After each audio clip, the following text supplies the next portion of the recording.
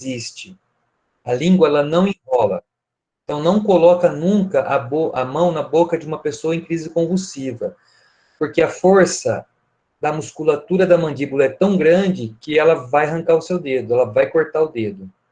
E a gente não coloca nenhum objeto. Às vezes a gente ouve falar de colocar madeira, alguma coisa assim. Se a gente fizer isso, a gente pode provocar uma fratura na mandíbula da pessoa que está tendo a crise convulsiva. Então nós temos que tomar muito cuidado. O que nós podemos fazer? Proteger a cabeça com as mãos, afastar objetos de perto de quem está tendo a crise convulsiva, segura a cabeça para não ficar batendo no chão e deixa a pessoa se debater. A crise tem um tempo de duração, 1 minuto e meio. O que chama a nossa atenção é se essa crise for de repetição. Ela teve a crise, deu 1 minuto, passou, demora um pouquinho, ela tem outra crise, passou, demora um pouquinho, ela tem outra crise. Isso é um sinal de gravidade que vai chamar a nossa atenção. Outra situação são picadas de insetos, que as crianças são curiosas. Aparecem alguns animais, às vezes, na casa, e eles querem pôr a mão. Normalmente as crianças são corajosas, às vezes não têm medo desses animais, insetos. Então, tem queimadura com taturanas, que são queimaduras que, não diria grave, mas que causam uma dor imensa. Então, e por muito tempo. Então, a criança vai sofrer muito com isso. Hoje está muito comum cobras nos quintais. Mesmo que não sejam cobras venenosas, são cobras que picam, que causam algum efeito colateral, dor. Então, a gente tem que estar orientando as crianças a não colocar a mão, a chamar um adulto para ver o que é. Então, é uma prevenção de um acidente que possa acontecer. Outra situação são cortes. Os cortes, às vezes, eles pegam alguns vasos importantes e o sangramento não cessa. Então, o que nós temos que fazer? Um pano limpo, de preferência claro, porque a gente consegue ver que está limpo, colocar em cima do ferimento e segurar apertado.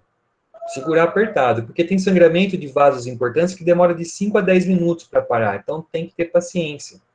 Outra coisa comum com essa seca é o sangramento do nariz.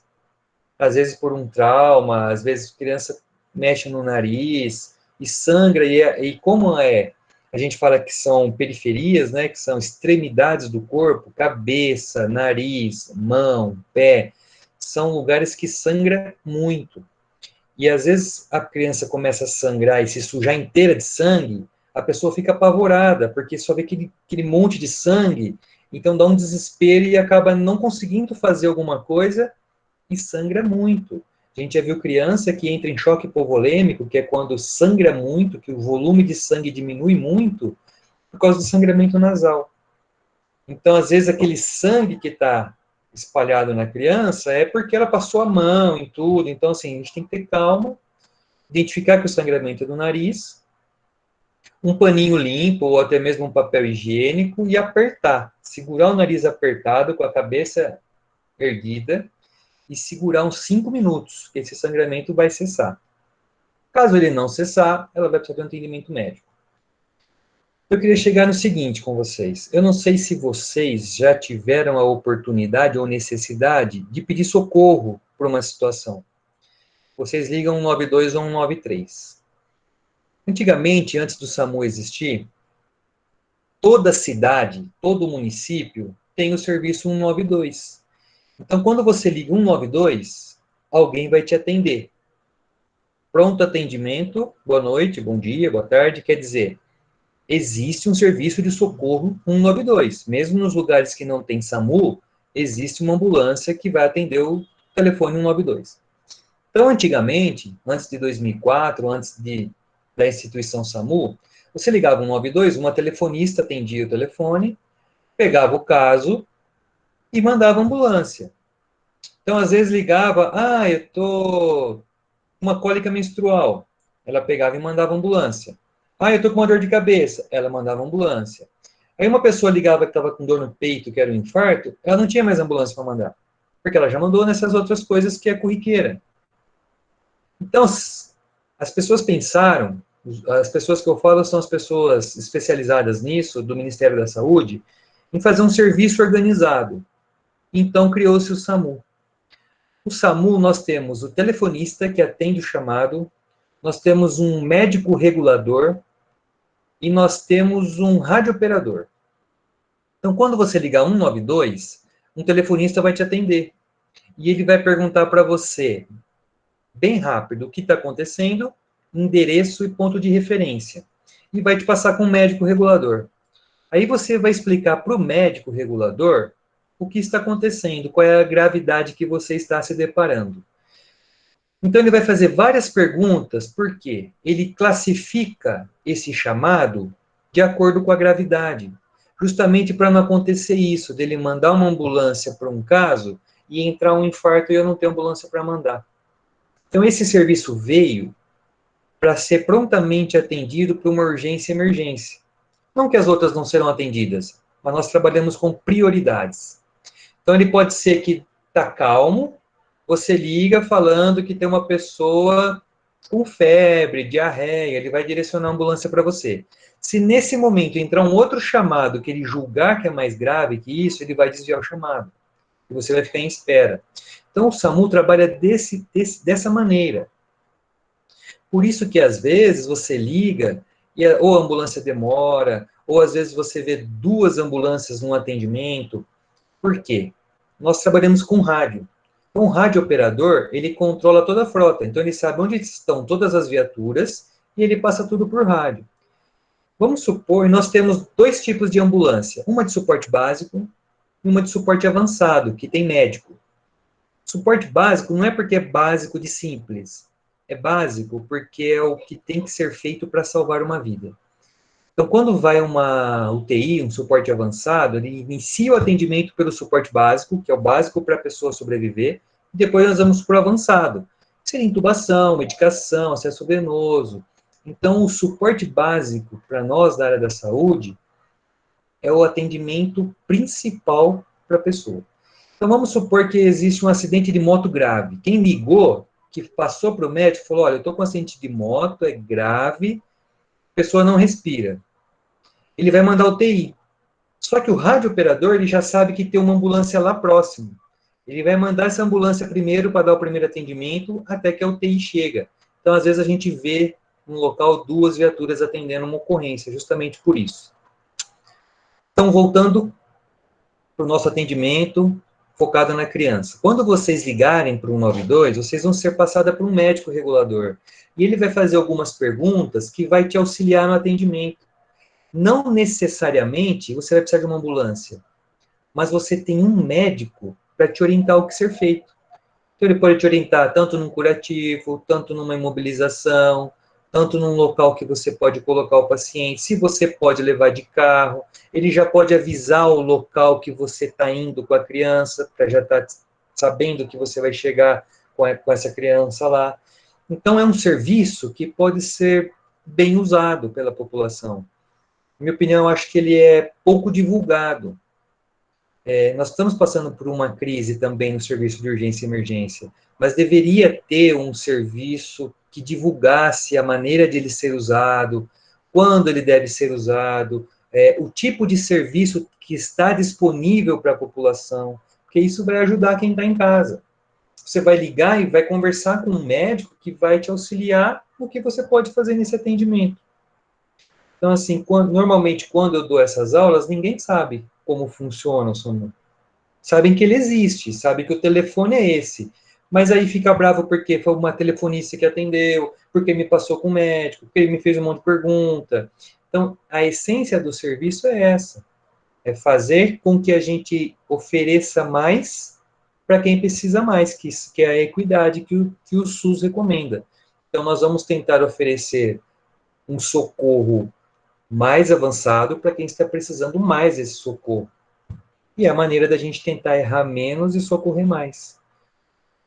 Então, assim, eu gostaria de saber se vocês têm alguma dúvida, já passaram por alguma situação que vocês queiram puxar a conversa, porque daí a gente consegue puxar muita coisa e ir passando e conversando tudo isso daí. Se vocês quiserem direcionar para a Nilmara faça a pergunta da maneira que vocês acharem melhor. Fique à vontade, porque às vezes a dúvida que vocês têm é a dúvida de muitos, às vezes vocês acham que é uma dúvida boba e não é, e acaba saindo uma boa discussão de um assunto. Ô César, dá licença, boa noite. Meu nome é Lígia. Oi, Lídia. Eu não vou ligar o vídeo porque a minha internet está meio ruim, e aí acho que se eu ligar vai ficar travando. Não é Como? uma dúvida minha, porque eu passei por isso há um mês atrás, e aí lá no 24 horas da Unimed me tiraram, me orientaram, mas eu vou comentar porque às vezes é dúvida de outras pessoas. No nervoso a gente não consegue pensar. A minha bebê estava em cima da. Eu estava lavando louça e ela estava ao meu lado na cadeira, né? Lavando louça junto comigo. E eu tinha acabado de coar café. Não tinha mais líquido nenhum do café, mas o pó estava super quente, né? E aí, brincando, ela enfiou a colher, derrubou todo o pó em cima dela. E assim, na hora, não pensei em passar ela num banho gelado, não pensei em tirar a roupa dela. Ela estava com um macacão de botão, eu fiquei lá delicadamente tentando abrir todos os botões. Aí gritei pro meu marido arrebentou a roupa dela, rasgou a roupa inteira e depois me disseram que esse é o melhor procedimento, porque senão a roupa até gruda, né, no ferimento. É, não levantou bolha, porque a bolha estourou na hora, ficou carne viva a barriga e o pulso. Mas, graças a Deus, cicatrizou. Eu levei ela num cirurgião plástico, além do 24 horas, além do pediatra, tudo. Mas, assim, eu acho que são orientações legais, porque se ele não tivesse comigo, eu ia ficar lá, nervosamente tentando abrir o botão, porque eu estava tremendo e chorando, e eu jamais ia conseguir abrir aquela roupa, jamais ia passar pela minha cabeça rasgar a roupa, e nem enfiá-la no banho, porque ele já falou, enfia ela na água gelada que alivia a dor. Então, eu acho que ele podia dar uma. Comigo aconteceu desse tipo de acidente de queimadura, mas acho que você podia dar umas orientações do que a gente pode fazer com isso, sabe? Claro, Lígia, muito pertinente a sua pergunta, sua situação. Como eu falei de queimaduras, primeiro, segundo, terceiro grau, então a gente vai pegar esse exemplo dela. Foi uma queimadura de segundo grau, porque levantou a bolha e estourou. Ergueu bolha é segundo grau. Mesmo que levantou e estourou. Estourou por causa da roupa. Tem alguns tecidos que eles derretem com a queimadura e eles acabam agravando a queimadura. Se o tecido tiver solto, que dá para tirar, tem que tirar. Eu imagino o desespero de uma mãe, de um pai na hora que acontece isso, mas alguém tem que ter a calma para ajudar. Correto é cortar a roupa e tirar. Se a roupa tiver grudada na pele, não puxa. Tira o que dá para tirar, corta o que dá para cortar, o que tiver solto, o que tiver preso na pele, a gente não puxa. Esse tipo de queimadura, para a gente colocar embaixo de uma água corrente, tem que ser uma queimadura pequena, uma queimadura de mão, uma queimadura de braço, uma queimadura extensa de tórax, costa.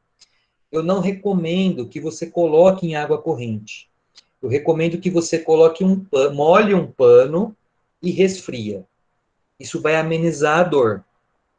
Principalmente criança, porque quando existe uma queimadura que perde a proteção da pele, a criança perde calor por ali. Ela vai fazer hipotermia. Se você colocar mais água em abundância, a hipotermia vai ser mais rápida. Então a gente não pode deixar ela perder muito calor.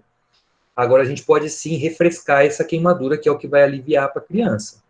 Então, assim, eu recomendo um pano limpo, molha na água da torneira, bem úmido, e coloque em cima da queimadura.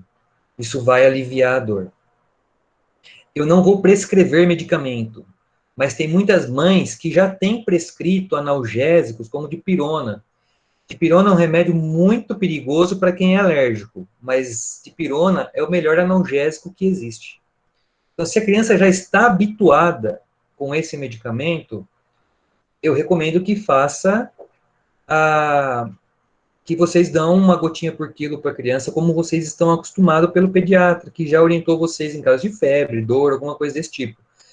Dipirona é um analgésico ótimo para queimadura, por exemplo. Mas se a criança nunca tomou, não arrisquem, porque ela pode ser alérgica a dipirona. Se vocês já fazem uso, sem problema. Então, assim, pegando esse caso, o ideal é tirar a roupa mesmo. Se tiver solta, pode cortar, corta a roupa com a manguinha, tudo, tira, deixa sem nada, molha um paninho, coloca em cima da área queimada. E se vocês tiverem como levar a criança, Se tiver alguém calmo para dirigir o carro até o pronto atendimento, ótimo, ótimo, vocês vão ganhar muito tempo. Agora, se vocês não têm carro, vocês ligam no 92, conversa com o médico, que eu não tenho dúvida que ele vai mandar a viatura para atender vocês. Mais alguma dúvida sobre esse caso? Fui claro, esclareceu. Eu quero fazer um comentário a respeito da Elizabeth Braulio. Ela colocou aqui no chat sobre ela ter precisado do SAMU numa terça-feira para atendimento do esposo. Quero deixar claro uma coisa para vocês. A instituição SAMU, ela é fantástica. Ela é maravilhosa. O objetivo do SAMU é, assim, ele é exemplo para outros países. Mas lá trabalha seres humanos.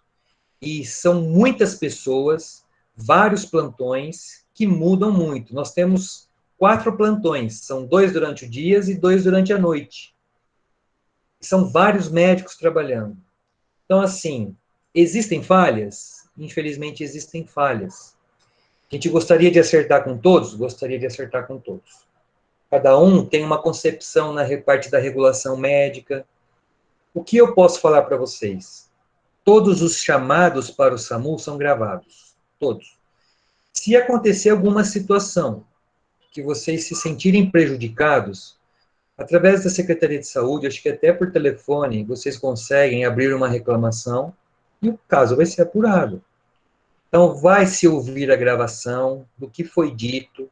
Então, por exemplo, se tiver uma gravação, uma pessoa ligou, estou com uma pessoa desmaiada, uma pessoa que não respira, uma pessoa que está muito mal, uma pessoa que tem vários problemas de saúde, você está deixando isso claro para o médico está falando para você, eu não vou mandar, simplesmente não vou mandar, vai de carro, isso vai ser apurado. Agora, se o médico falar assim para você, olha, eu não tenho recurso para te mandar, eu estou com todas as viaturas em ocorrência, você tem um carro que você pode levar, você tem um vizinho que você pode chamar, nós estamos lá para isso, para tentar orientar vocês de como fazer o socorro. Porque o socorro, o primeiro socorro, ele é obrigação de todos, ele está na Constituição.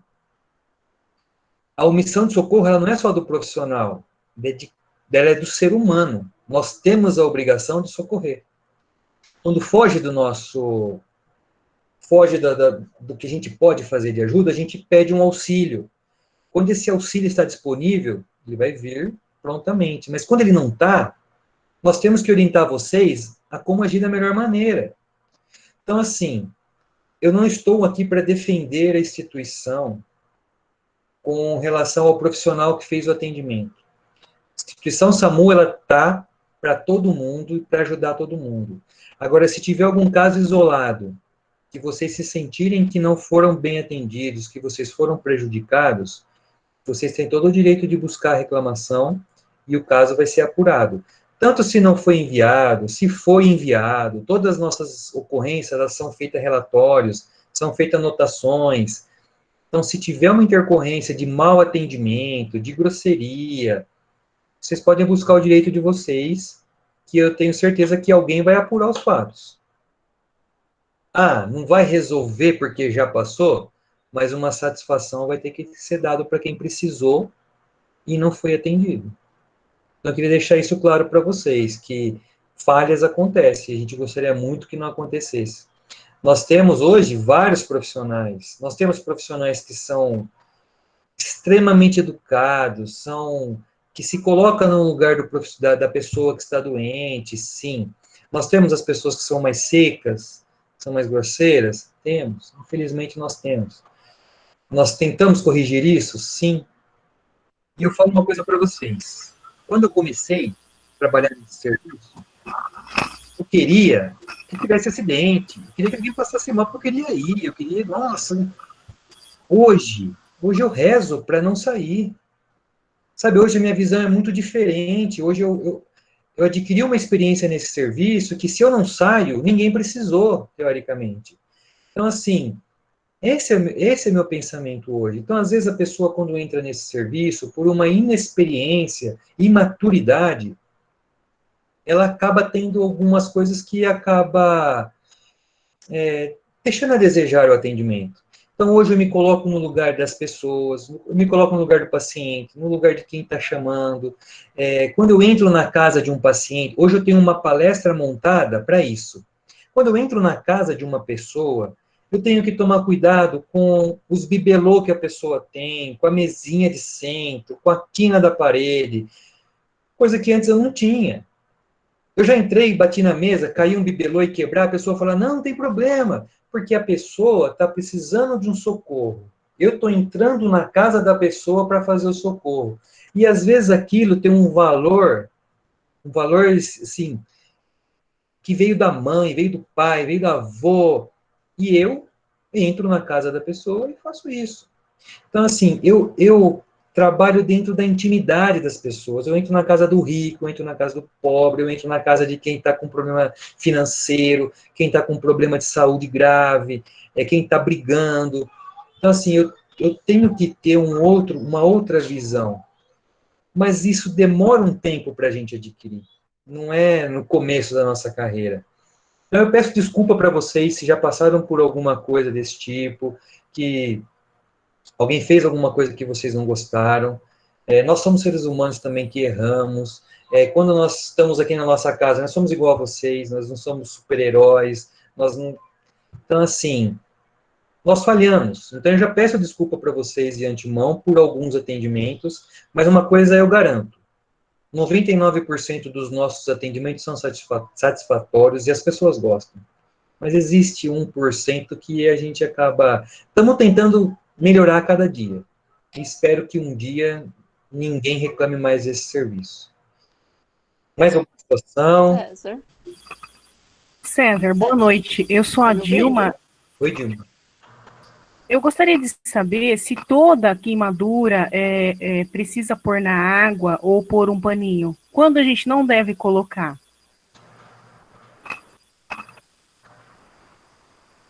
Ô, Dilma, quando a queimadura for em membro, mão, braço, pode colocar na torneira em água corrente. Pode deixar a água cair. Se for aquela queimadura de primeiro grau, que é aquela queimadura que só fica vermelho, às vezes ela fica vermelha e ergue uma bolha aqui, uma bolha aqui. Ela não é uma bolha por inteiro. É uma queimadura de primeiro grau com alguns pontos de segundo grau. Esse tipo de queimadura você pode colocar em água corrente. A água morna para fria. Porque se a água tiver um pouco quente, vai aumentar a sensação de ardor da queimadura. E agora, se ela for extensa, que nem tórax, costa, face inteira, eu recomendo resfriar com o pano. Não colocar diretamente embaixo da água. Só resfriar. Entendido? Então, porque, por exemplo, uma queimadura com óleo quente caiu no rosto, por exemplo. Aí tem os antigos que falam, não molha, senão vai enrugar tudo, vai ficar pior. Procede essa informação? Não, Dilma, não procede essa informação. O que vai enrugar é a gravidade da lesão. Primeiro, segundo e terceiro grau. Se for de segundo grau, por exemplo, uma queimadura de segundo grau na mão, vamos supor que não ergueu a bolha, você vai colocar na água. Dali 3 horas a bolha vai erguer.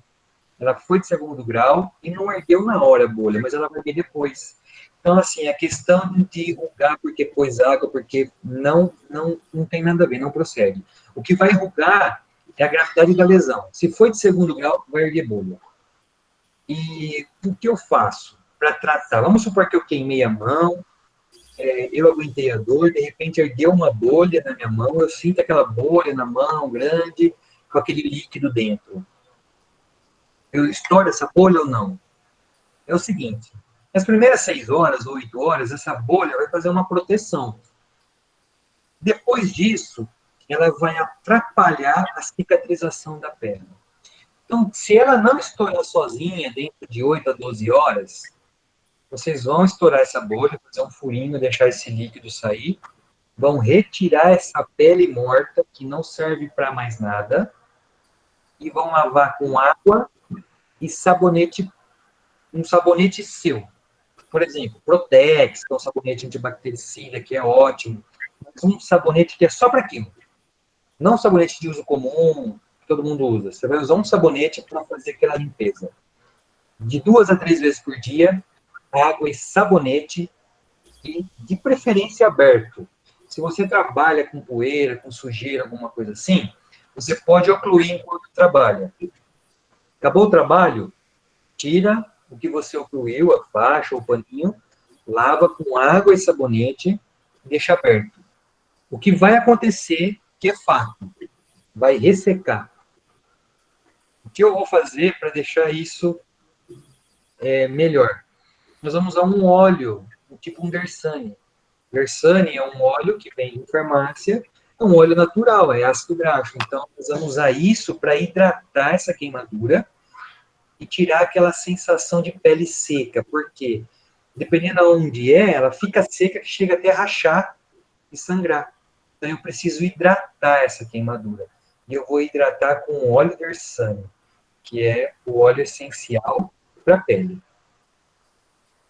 Esclareci, Dilma? Sim, obrigada, viu, César? Por isso.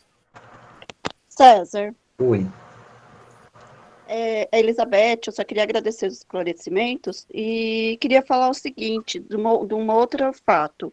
Uma vizinha minha, a filhinha de 3 anos, há um mês e pouco atrás, ela pegou a extensão que tem a tomada, ela colocou o plug na tomada e colocou a outra parte na boca.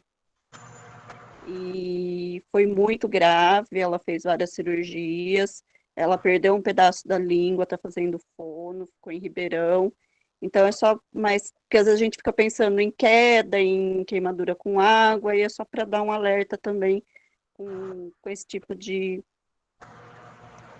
utensílio também, né, que a gente tem que tomar cuidado também, que a gente não espera que uma criança vai fazer isso, né? Muito pertinente também, Elizabeth. A questão da rede elétrica, de tomadas, hoje é muito comum tomadas, várias tomadas no baixo. Então, assim, o que se recomenda é aqueles, tem uns, eu não sei falar o nome, mas é um adaptadorzinho que você coloca e ele tampa a tomada. E a criança não consegue tirar aquilo, porque ele é duro mesmo. Porque, além da extensão de pôr na boca, nós temos, que é perigosíssimo, carregador de celular. Quantas vezes a gente tira o celular e ele fica lá na tomada? Porque o celular toca, você está esperando uma ligação de alguém, ele toca, você tira e vai atender e sai falando. A criança vai lá e põe na boca. Ela vai. Não tem só o perigo do choque elétrico, tem o perigo da queimadura, que é o que aconteceu com essa criança. A queimadura por eletricidade, ela é tão grave quanto a queimadura por fogo, por ferro, por coisa quente. Porque a eletricidade, ela tende a entrar no corpo e sair. Quando ela sai, é que ela faz o estrago. Então, às vezes, ela, que nem ela colocou na boca, ela entrou e saiu pela língua. Então, fez uma queimadura grave na língua. E são queimaduras que perdem tecido, perdeu o tecido da língua. Então, assim, são queimaduras graves. E além da queimadura, o choque elétrico, ele pode acarretar outras coisas, como uma interferência na frequência cardíaca, no coração, diretamente. O coração trabalha com eletricidade. Nós temos um sistema elétrico cardíaco, então o que nós temos é uma atividade elétrica no coração para fazer ele bater. E essa descarga elétrica entra em conflito e pode causar uma arritmia, tanto na criança, adolescente, como no adulto. Então, essa arritmia pode se manifestar de várias maneiras. Ela pode se manifestar com uma taquicardia grave, uma bradicardia grave, uma fibrilação ventricular, que a gente chama no coração, que vai levar a criança para uma parada cardíaca. Então, o choque elétrico ele é muito perigoso. E nós temos que redobrar a nossa atenção com a rede elétrica. E não só o carregador de celular e a extensão. Objetos que a criança enfia na tomada. A tomada, por exemplo, se você tiver de roupa, de sapato, e você colocar a mão em um polo da tomada, você não leva choque. Você leva choque quando você pega os dois polos da tomada. Só que se você pôr a mão num polo e fechar o terra no chão, descalço, você vai levar choque. E normalmente a criança está no chão, está gatinhando, está descalça. Então ela pega às vezes um garfo, ela pega, às vezes, um brinquedinho que é de metal e ela enfia num buraco daquele da tomada. Então, isso é muito perigoso. Essa descarga vai entrar e vai sair por algum lugar. E é onde ela vai fazer a queimadura na criança. Às vezes ela entra na mão, sai no pé. Então, assim, a corrente elétrica ela vai circular e vai sair por algum lugar. E aí, onde ela sair, ela vai causar o dano. Ou ela vai causar arritmia cardíaca. Então, assim, antes que isso aconteça e que a gente precise fazer um primeiro socorro, nós temos que evitar. Então, vamos redobrar nossa atenção para tentar não deixar isso acontecer. Caso aconteça, tente identificar o máximo da gravidade e ligar e pedir socorro. Que aí o médico vai te orientar o que fazer até o socorro chegar. Pelo menos esse é o nosso objetivo. Esclareci, mais alguma dúvida?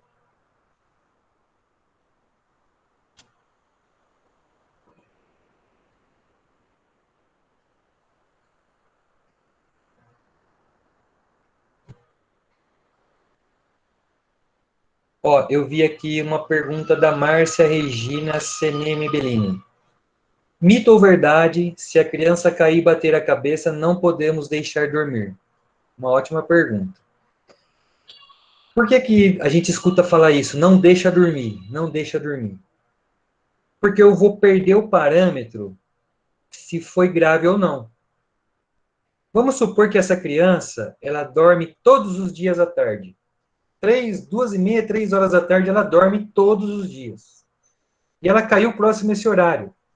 É o horário que ela dorme. Então, assim,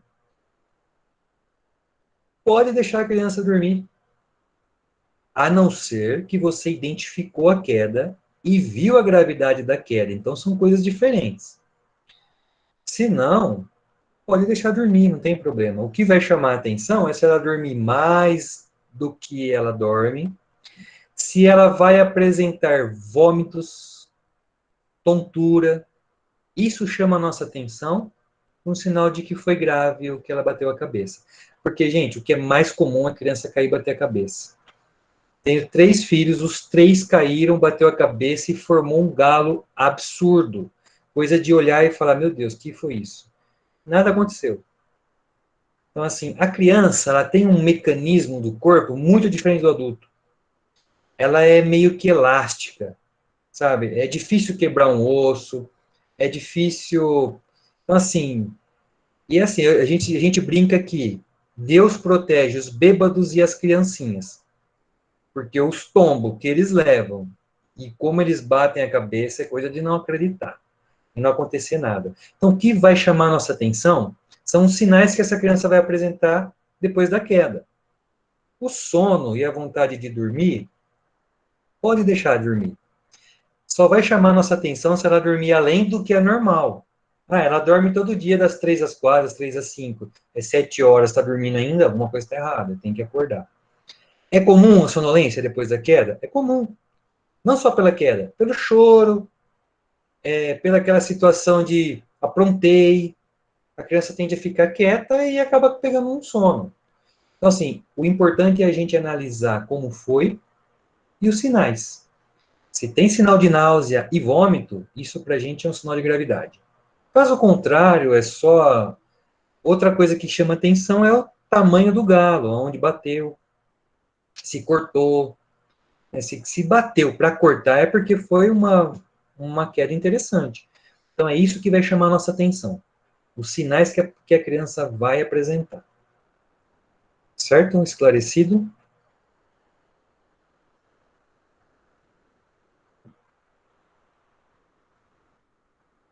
Ó, a Andrea colocou que ela queimou o braço na fritadeira elétrica, passou babosa, que aliviou na hora. Depois ela passou óleo de coco, que também foi ótimo. Gente, essas coisas medicinais, quem sou eu para falar que sim ou que não? Porque eu também faço uso, acho que são muitas coisas interessantes. Ainda mais a gente quando adulto. Uma criança, nós temos que tomar cuidado no que a gente vai usar. Eu já peguei uma queimadura de criança de 2º grau que a mãe encheu de hipoglós. A hipoglós de hoje está muito melhor que a hipoglós antigamente. Antes a gente passava hipoglós, demorava uma semana para sair. Hoje não, hoje a fórmula é diferente, sai mais fácil. Mas quando essa criança chega queimada, num pronto atendimento, cheia de hipoglós, a primeira coisa que o profissional tem que fazer é tirar todo esse hipoglós. Então, essa criança vai sofrer muito para a gente retirar isso. Então, assim, cuidado com as crianças, em passar as coisas. Alivia, se for uma queimadura pequena, alivia a dor com a água. Se for uma queimadura maior, vai precisar de uma avaliação médica, até para ele prescrever um remédio. Ou hoje existem produtos ótimos para queimadura. Agora, com relação a nós, adultos, o que vocês tiverem, que acharem que é bom usar, que seja limpo, né? Vamos tomar cuidado, porque quando a gente tem uma queimadura que sai a pele, a gente está vulnerável a bactérias, a algumas coisas desse tipo. Então, assim, são produtos que têm que ser limpos. Então, assim, não tem contraindicação, acho que é válido sim.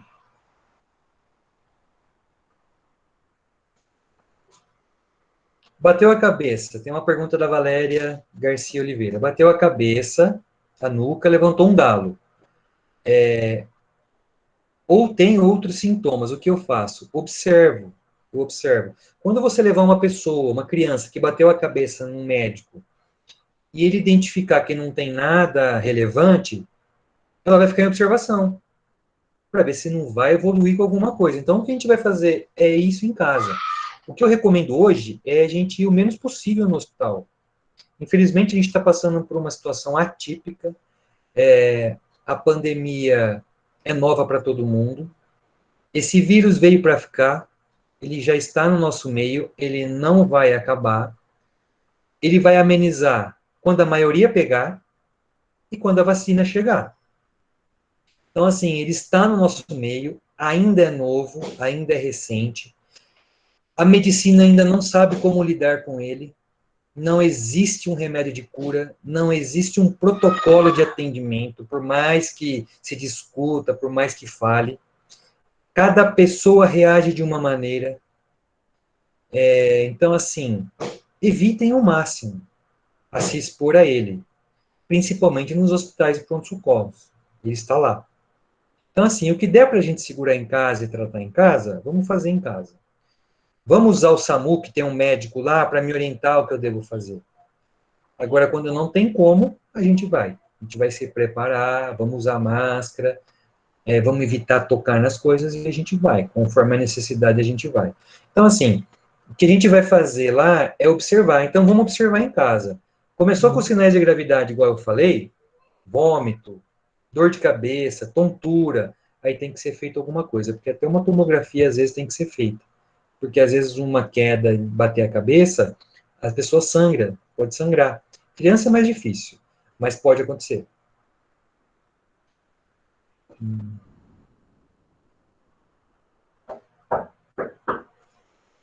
A Leiriane Santos, ela está perguntando o significado da criança vomitar ou não após a queda.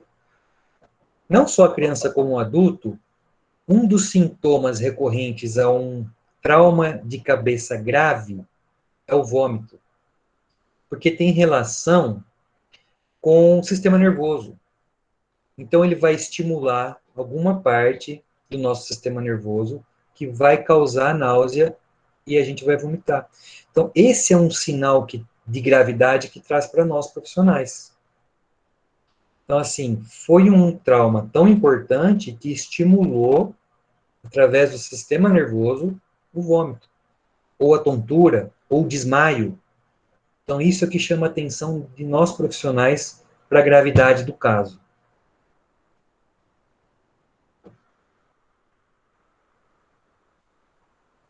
Mais alguma dúvida? Alguma experiência? César, boa noite. Boa noite, Ana Carolina.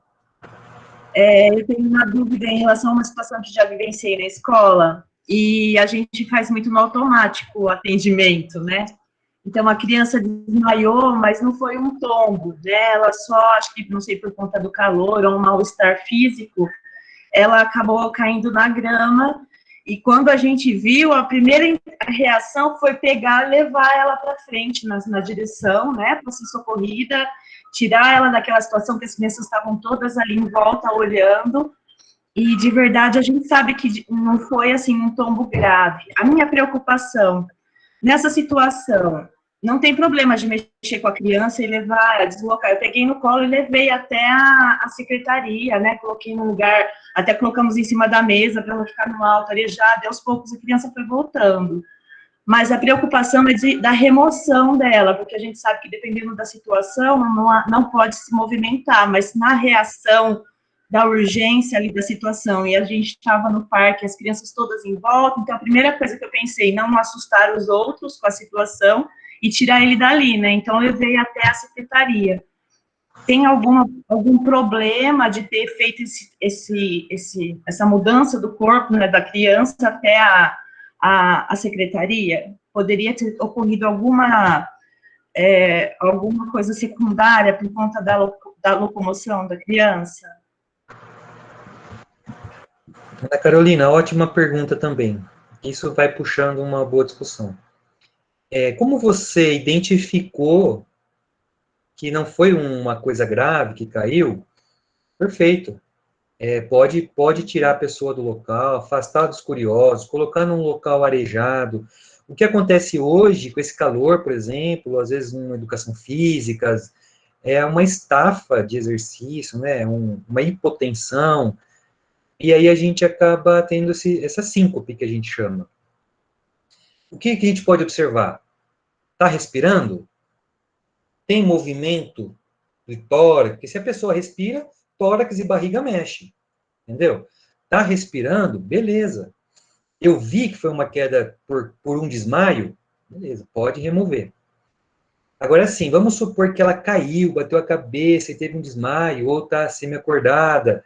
O que você faz que vai te levar a mexer ou não na pessoa? É conversar antes de mexer.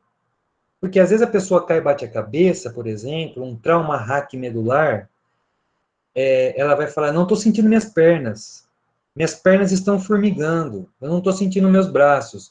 Isso é um sinal de que ela não pode ser mexida no local. E você tem que ficar lá e não deixar ninguém mexer, e muito menos ela tentar se mexer. Às vezes é passageiro, às vezes um trauma na coluna a pessoa ter esse sentimento. E aos poucos vai voltando ao normal. Esse tipo de lesão não é ideal a movimentar, até que chegue um profissional. Agora, caso você viu uma síncope normal, porque estava fazendo uma brincadeira, uma atividade, tranquilo, pode colocar num local arejado. Agora você me chamou a atenção para uma outra situação.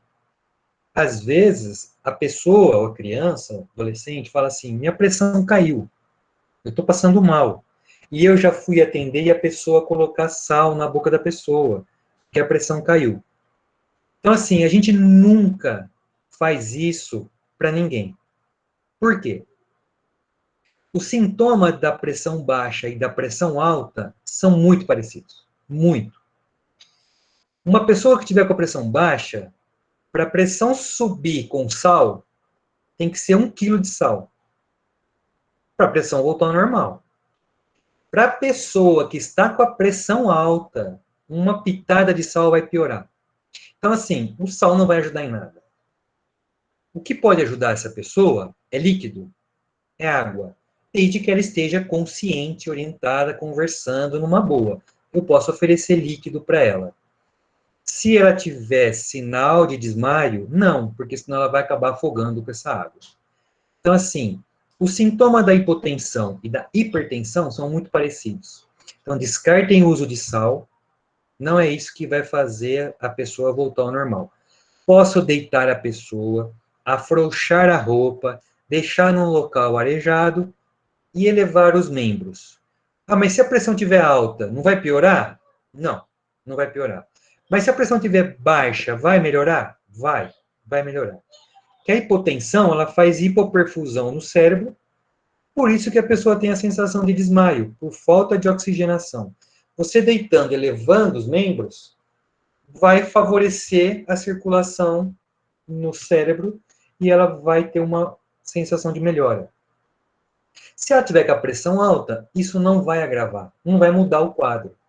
Então, isso é uma coisa que a gente pode fazer. Então, às vezes, isso poderia ser a dúvida de alguém, e ela acabou puxando nesse assunto esse tema. Obrigada, Sérgio. Então tá bom.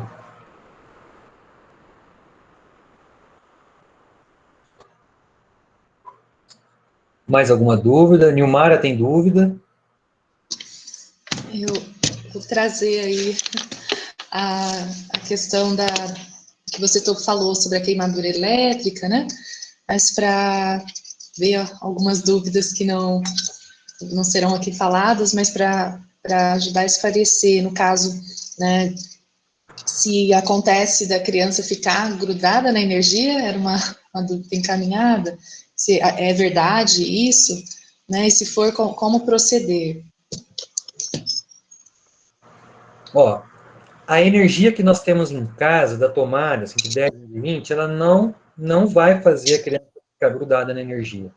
O que faz a pessoa ficar grudada é a alta tensão de poste, essas coisas. Então, assim, nós podemos ter cuidado, às vezes um acidente num poste em frente à nossa casa, onde o fio de energia cai, e os curiosos vão lá, inclusive as nossas crianças. A alta tensão, ela tem um raio que chega até 1,5 m de força. Então, você não precisa nem encostar no fio de alta tensão para levar uma descarga elétrica. Então, nós temos que manter distância. Então, assim, a rede elétrica da nossa residência não vai fazer a criança ficar grudada. Até porque ela é uma rede pulsátil, né? Então, ela vai fazer a gente, vai repelir a gente do choque. Vai fazer a gente grudar no choque. Obrigada.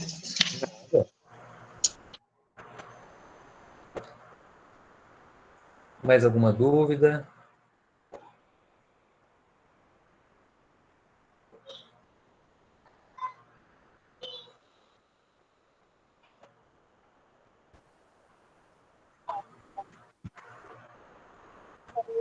Esse atendimento para picadas com animais peçonhentos, se é somente na Santa Casa, se é verdade que o atendimento é na Santa Casa, ou se quem é plano médico pode ir até o 24 horas. Ô, Viviane, a sua pergunta cortou bastante. Eu não consegui pegar nem o começo, mas eu entendi alguma coisa de animais peçonhentos e onde deve ir. Se você puder fazer de novo, para ver se eu pego tudo, eu agradeço.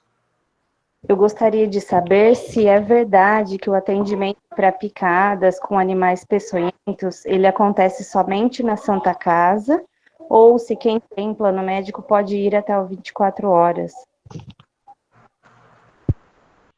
Ô, Viviane, o animais peçonhentos, acidente com animais peçonhentos, ele entra no pronto atendimento. Qualquer lugar que você for, você vai ser pronto atendida.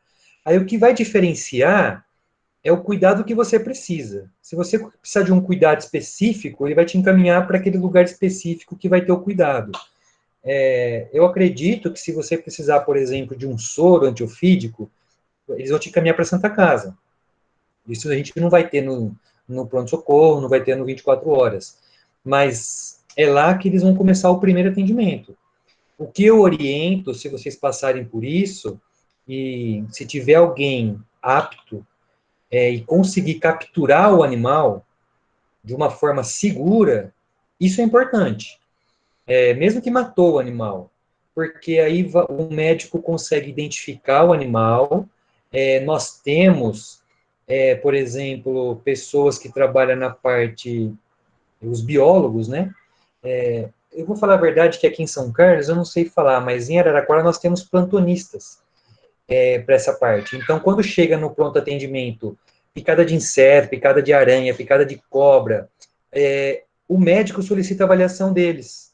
Então, eles vão, avaliam e passam o tratamento, se o tipo de soro que tem que tomar, se precisa tomar, porque tem alguns insetos que causam hemorragia, então é um tipo de tratamento.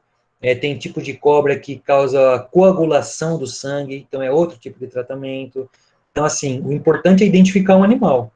Se você tiver medo, por exemplo, de pegar o animal e conseguir tirar uma foto e levar junto, é interessante. Falar, foi esse animal aqui. Então, assim, eu recomendo, quando precisar e puder levar, o pronto atendimento mais próximo, que eu acho que é o que vale a pena. Se você for direto à Santa Casa, talvez até dificulte o atendimento. Às vezes é mais fácil você entrar encaminhada especificamente por aquilo, do que ir direto lá e até ser identificado que é isso, talvez tenha um atraso e você não teve um pronto atendimento necessário. Obrigada. Nada.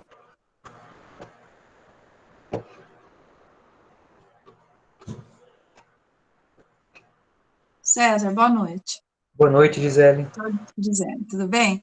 Tudo jóia? Eu queria tirar uma dúvida sobre dentes. Uma vez aconteceu um acidente na escola, que a criança caiu e bateu a boca, e os 2 dentes afundaram para dentro.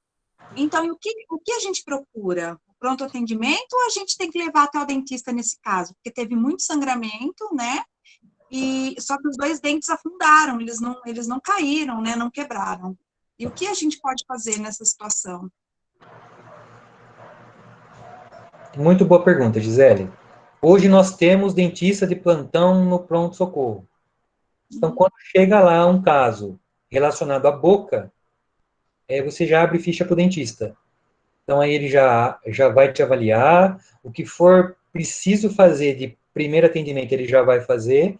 Se precisar de uma especialidade, ele vai encaminhar.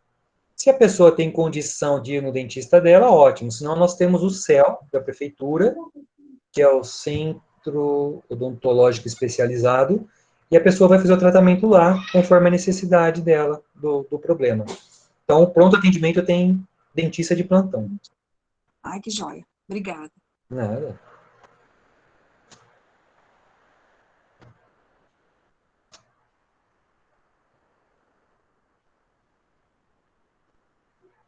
Gente, quero falar uma coisa para vocês, ninguém perguntou ainda, mas com relação ao coronavírus, o que a gente está vivendo hoje. É um vírus que está no nosso meio, ele é fácil pegar ele? Fácil porque ele está no nosso meio. Mas a contaminação dele, hoje eu posso falar que ela é difícil se a gente se cuidar. Por quê? Eu trabalho diretamente com ele. Essa noite eu busquei um paciente com coronavírus. Então, assim, quando eu fui buscar o meu primeiro paciente, eu já achei que eu tinha me contaminado. E percebi que essa contaminação, se a gente se cuidar, ela não acontece fácil.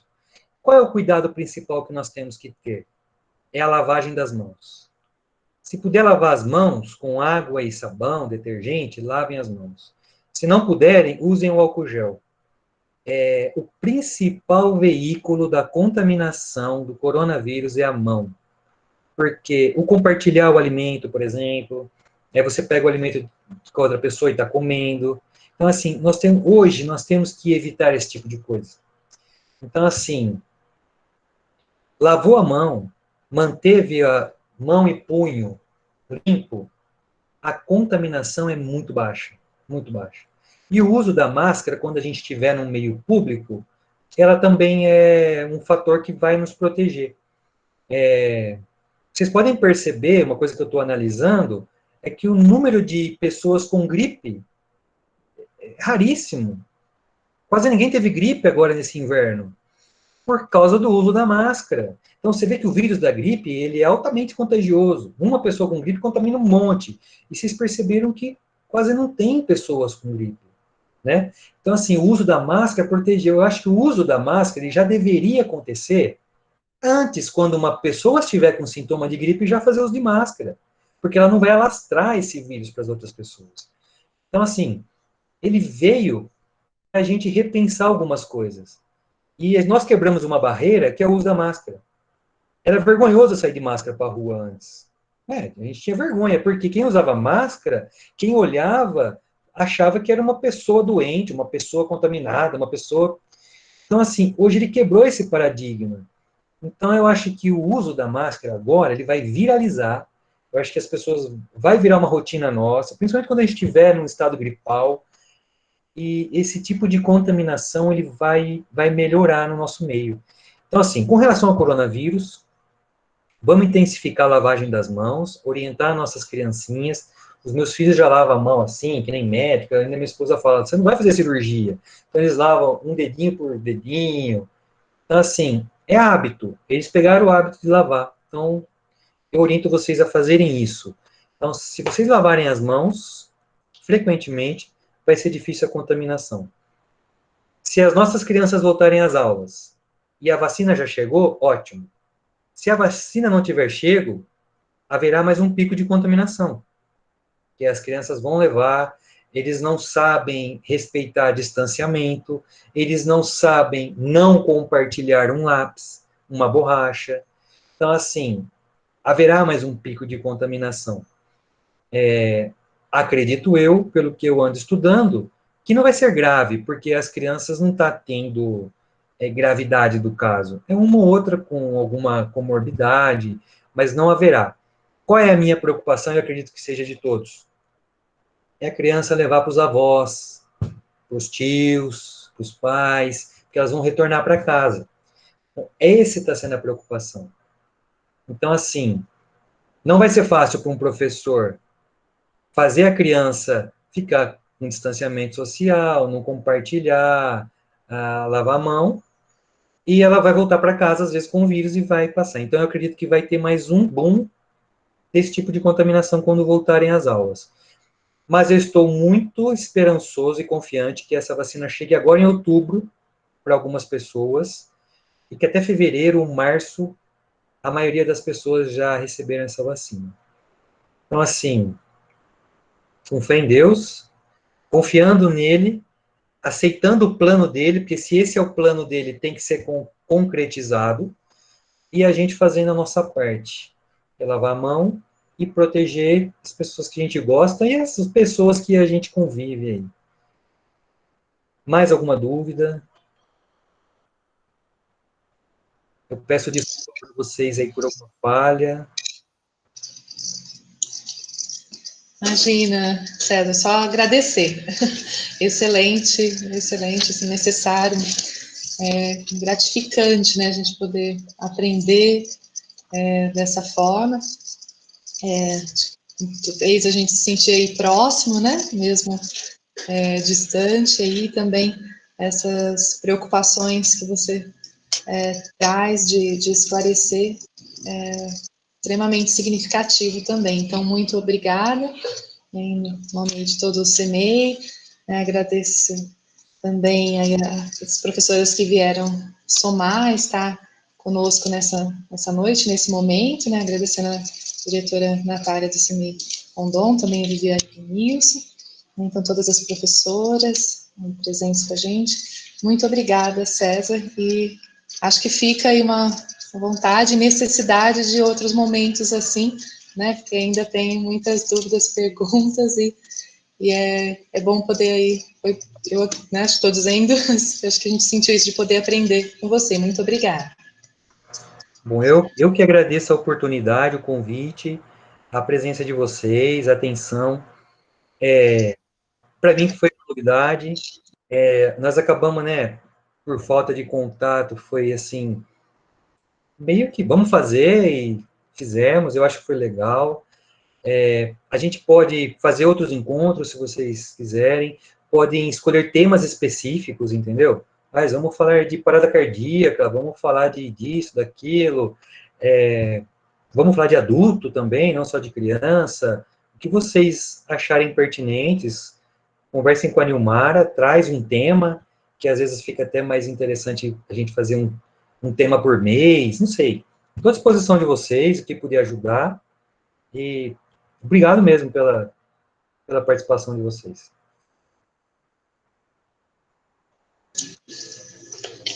Muito obrigada aí. Às vezes a gente pode fazer um bate-palma assim, né?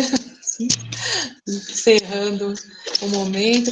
Acho que assim, a gente pode fazer uma foto, né?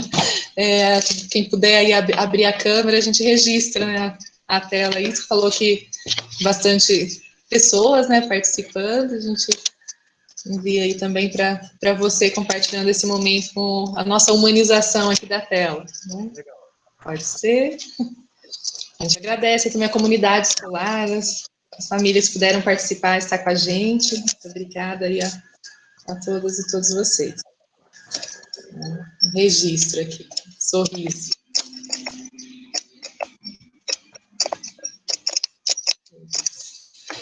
Obrigada, uma boa noite a todas e todos aí. A gente cumpriu aí também o nosso horário aí de trabalho pedagógico coletivo.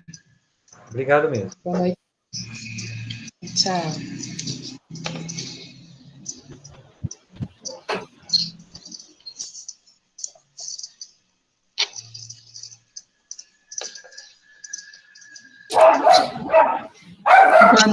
Boa noite, Neumara. Muito obrigada, viu? Foi muito bom.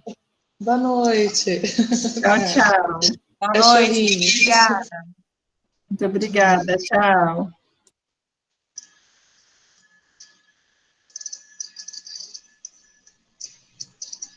Tchau, menina. Tchau, tchau. Boa noite. Tchau. Tchau, que fofura. Tchau, tchau.